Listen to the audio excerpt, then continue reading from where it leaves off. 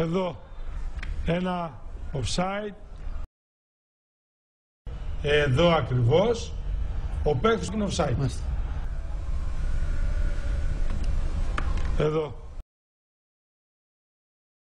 Βλέπετε εδώ, τώρα φεύγει η μπάλα και πράγματι ο ποδοσφαιριστής την ώρα φεύγει η μπάλα από το συμπαίκτη του είναι offside και ήταν λάθος. Βλέπετε. Δεν σου αφήνει την αμφιβολία μέσα σου ότι μπορεί να μην την έχει τη φάση. Ακριβώς, ακριβώς.